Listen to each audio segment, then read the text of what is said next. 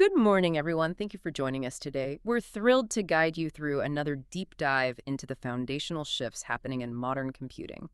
Our last deep dive delved into system stability, power, cooling, and thermal management, a critical behind-the-scenes topic. Today, we're shifting our focus to a realm that directly impacts nearly every digital experience: parallel processing and specialized accelerators. These are the, well, sometimes unsung heroes, sometimes very visible titans, driving everything from hyper-realistic graphics to astonishing advancements in AI. Hello, everyone. Thank you for having me. It's a great pleasure to be here to discuss this important topic. The landscape of computing, it's fundamentally changed, hasn't it? The sheer demands, photorealistic 3D rendering, complex scientific simulations, and especially, the revolutionary workloads of artificial intelligence, they've just skyrocketed. Absolutely. The traditional approach, the CPU-centric approach, good as it is, has really hit its limits for these specific kinds of problems. Right. That sequential processing just can't keep up sometimes. Exactly. So to break through that performance wall, we've entered this era defined by massive parallelism and a whole ecosystem of specialized hardware accelerators. And these aren't just faster CPUs, are they? They're fundamentally different. Completely different, entirely different architectures designed from the ground up to solve very specific computational problems, often far more efficiently than a general-purpose CPU ever could. We've gathered a stack of sources, foundational texts, cutting-edge research, and our mission today is really to distill the key insights for you, a shortcut, if you will, to understanding this crucial area. Looking forward to it. Okay, let's unpack this fascinating area by addressing some key questions drawn from our source material. Let's begin right at the core. What is the fundamental difference in design philosophy between a CPU and a GPU? That's definitely the place to start. Grasping this is, well, foundational. The best way to think about it is probably with an analogy. Okay. Imagine the CPU as a master craftsman. You've got a workshop, maybe just a handful of these incredibly skilled generalists. Those are your CPU cores. Right. Few, but powerful. Exactly. Each one has a huge, complex set of tools. They can work meticulously on one intricate project, handle every step, switch between different tasks really quickly, need a unique custom piece done fast and flawlessly. That's your craftsman. So optimized for serial tasks, low latency on complex jobs. Precisely. Serial processing, low latency. It's designed to execute a single instruction stream incredibly fast, perfect for running an OS or, traditional applications. That paints a really clear picture. The master craftsman tackling complex, varied jobs quickly. But what if you just need sheer volume, like thousands of the same simple thing? Well, that's where the GPU comes in. Contrast the craftsman with a modern assembly line, but on a frankly massive scale. Okay. Picture a factory floor just teeming with thousands of specialized workers. Those are the GPU cores. Each worker isn't a generalist. They have a tiny tool set, maybe just one or two tools. Specialized, repetitive tasks.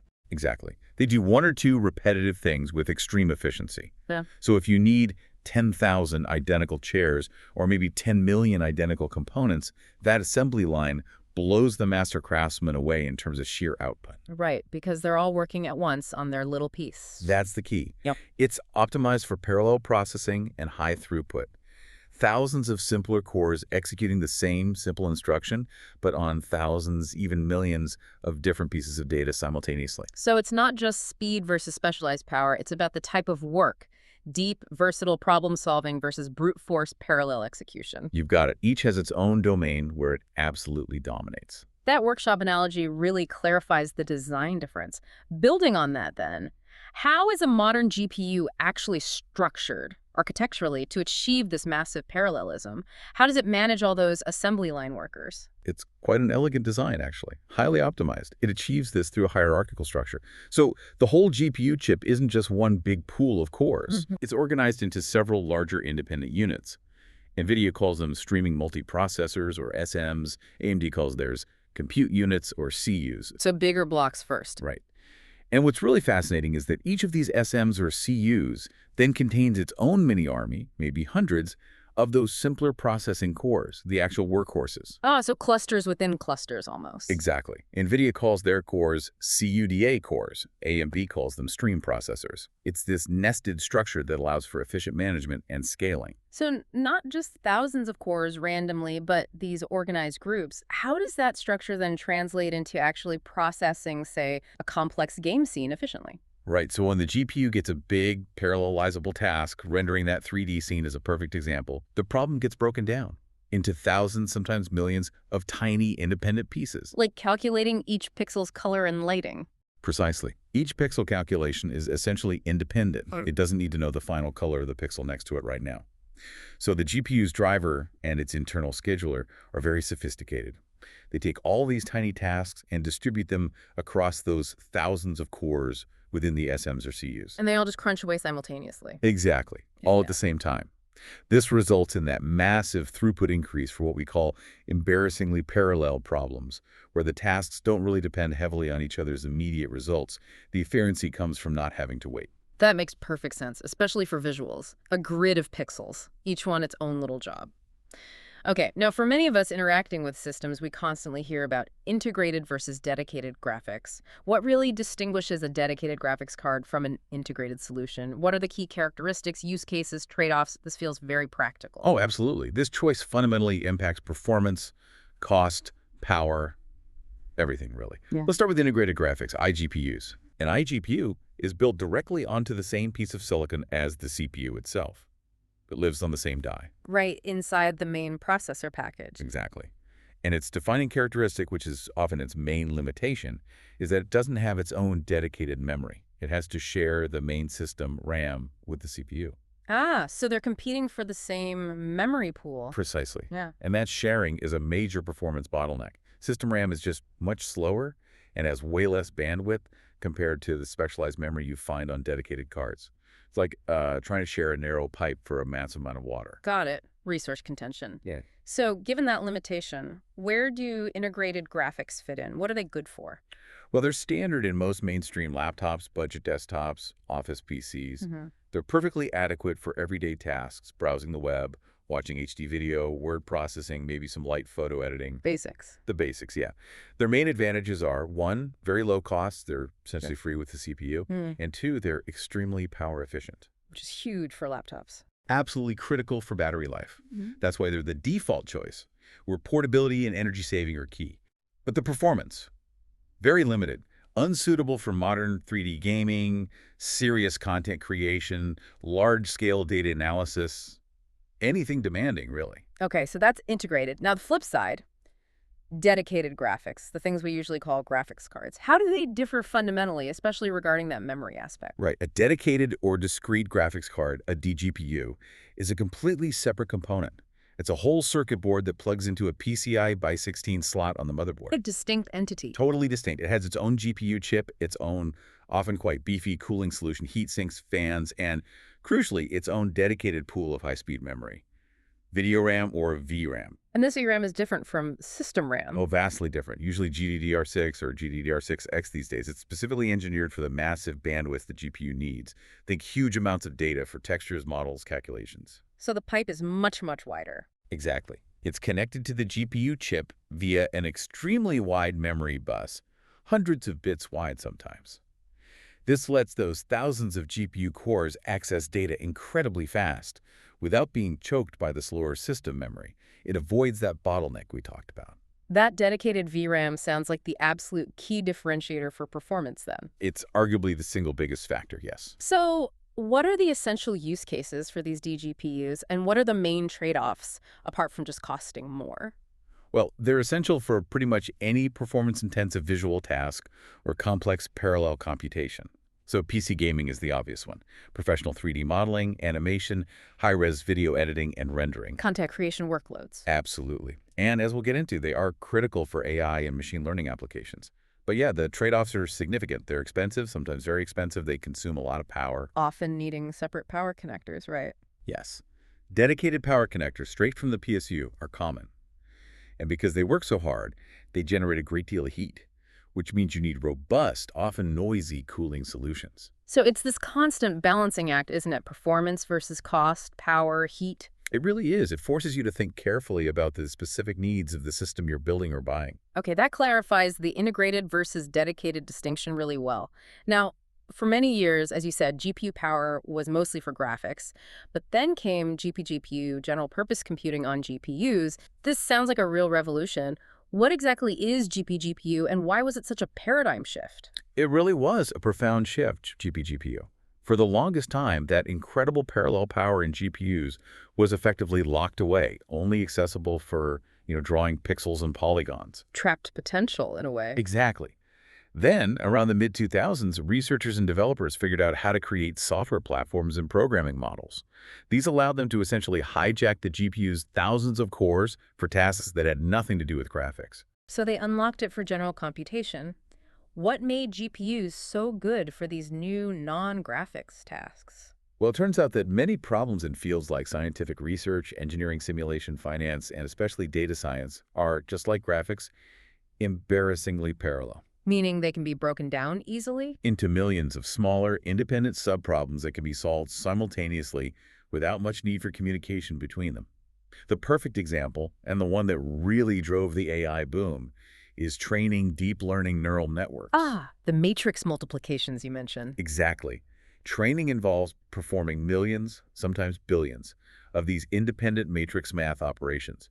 A CPU with its few cores has to do them one after another. Sequentially, it takes ages. But the GPU? The GPU, with its thousands of cores, can do thousands, maybe tens of thousands, of those operations at the same time, in parallel. And the speed up must have been dramatic. Absolutely transformative.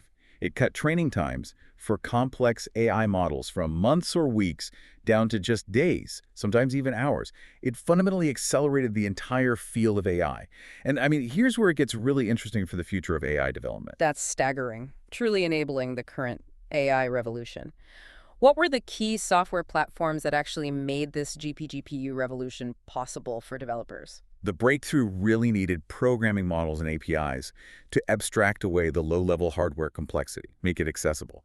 The two main players that emerged were NVIDIA CUDA and OpenCL. CDA comes up a lot in AI contexts. It does. CUDA stands for Compute Unified Device Architecture. It's NVIDIA's proprietary platform and programming model. It lets developers write code, often in extensions of C++ or Python, that runs very efficiently on NVIDIA GPUs. And why did it become so dominant, especially in AI? Several reasons. It had an early start. It's generally considered easier to use than alternatives. NVIDIA invested heavily in development tools, libraries, and academic partnerships. The ecosystem around CUDA, especially for scientific computing and machine learning, became incredibly strong. Right, the ecosystem effect. And OpenCL. OpenCL, or Open Computing Language, is the alternative. It's an open, royalty-free standard designed for cross-platform parallel programming.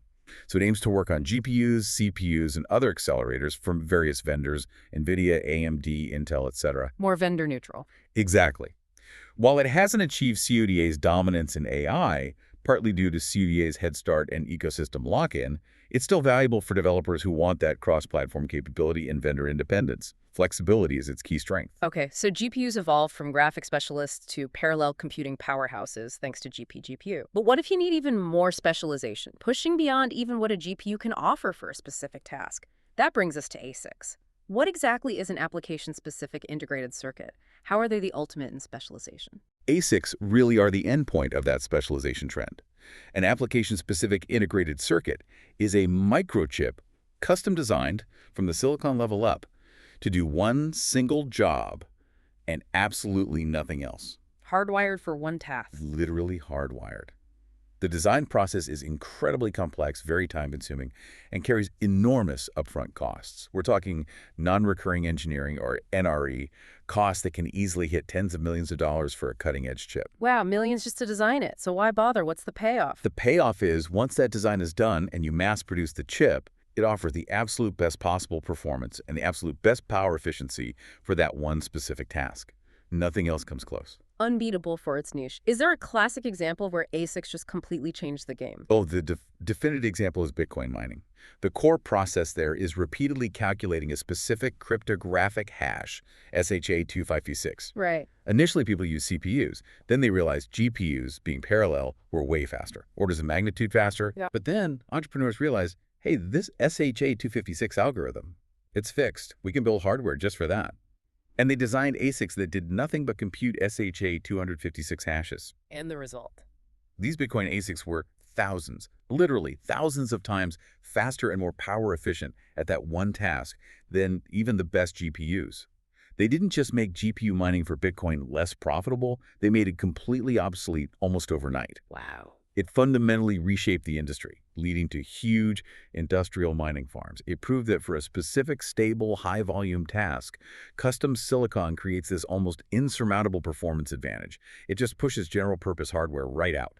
That's an incredible leap. Are there other common examples of ASICs we might encounter without realizing it? Sure, the video encoding and decoding chips in your smartphone or digital camera, those are usually ASICs. They're hardwired for specific video codecs like H.264 or HEVC. Makes sense. Video processing is intensive. Very.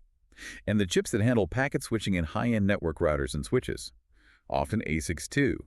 They need extreme speed and efficiency for routing internet traffic.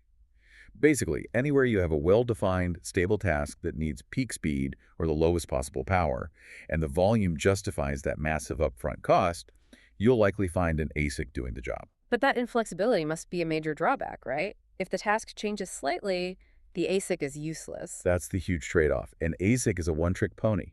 If the algorithm changes, if the standard updates significantly, that multi-million-dollar chip design might become a paperweight. It's a massive gamble, which is why they're reserved for those really stable, high-volume applications. Okay, so we have the versatile CPU, the parallel GPU, the hyper-specialized ASIC. But you mentioned a middle ground. What about things like FPGAs and Google's TPUs? Where do they fit in this spectrum? Right, FPGAs and TPUs occupy fascinating spots in that middle ground, offering different blends of flexibility and performance. Let's take FPGAs first, Field Programmable Gate Arrays. Field programmable? Sounds like you can change them after they're made. That's exactly it. An FPGA is a type of programmable chip. Unlike a CPU or GPU with a fixed architecture, an FPGA contains a large array of generic logic blocks and programmable interconnects. Think of it like a blank slate of digital logic that you can wire up yourself. How do you wire it up? A developer uses a special language called a hardware description language, or HDL, to essentially define a custom digital circuit. They write code that tells the FPGA how to connect its internal logic gates and pathways. This configuration is loaded onto the chip, effectively reprogramming its hardware function after it's been manufactured. So much more flexible than an ASIC. You can change its function later. What's the niche for FPGAs? Why not just use a GPU? Good question. They offer a unique balance. They're way more flexible than ASICs, obviously. But for certain tasks, maybe highly parallel tasks that don't map neatly onto a GPU structure, or tasks needing extremely low predictable latency, or custom data pipelines, a well-designed FPGA circuit can actually be faster and much more power efficient than a CPU, and sometimes even outperform a GPU. Interesting. So where do we see them used? Their niches include prototyping new ASIC designs. You test your logic on an FPGA before committing to the huge cost of ASIC fabrication. They're big in high-frequency trading, where that ultra-low latency is critical for market analysis and order execution. Also in telecommunications, where network hardware needs to be updated in the field for new standards or protocols. Okay, that makes sense. Reconfigurable hardware for specific demanding tasks. Now, what about Google's TPUs Tensor Processing Units? TPUs are a bit different. A TPU is actually a type of ASIC, but it's an ASIC specifically designed by Google to accelerate AI and machine learning workloads, especially those using their own TensorFlow framework. So an ASIC, but specifically for AI math. Exactly. It sits in an interesting spot. It's less flexible than a general-purpose GPU because it's highly tuned for neural network math, but it's significantly more performant and power efficient for those specific operations than a GPU typically is. What's the architectural trick that makes it so good at AI? The key feature is something called a large systolic array. You can picture it as a specialized grid of simple multiply-accumulate MAC units. These are the core operations in neural networks. The systolic array is physically designed to perform massive matrix multiplications extremely efficiently and in parallel, minimizing how far data needs to move on the chip, which saves time and power. Optimized for that core AI calculation, and Google uses these extensively. Oh, yes. Extensively in their own data centers. They power parts of Google Search, Google Translate, image recognition, and of course, famous AI projects like AlphaGo relied heavily on TPUs. So if we connect this all together, it really shows this diverse landscape, doesn't it? Different tools for different computational jobs. Precisely. It highlights how we've moved from relying solely on the generalist CPU to employing a whole team of specialists, GPUs, ASICs, FPGAs, TPUs, each bringing unique strengths to tackle specific computational challenges, particularly the massive ones posed by modern AI and data science. Okay, let's try to wrap this up. Could you give us a concise summary of the most critical takeaways from this discussion on parallel processing and specialized accelerators? Absolutely. I think the main takeaway is that the era of the CPU being the sole engine of computation is definitively over. Modern workload demands, especially from AI, scientific simulation, and rich media, have pushed us firmly into an age of specialization and parallelism. The CPU isn't enough on its own anymore. Not for these demanding tasks.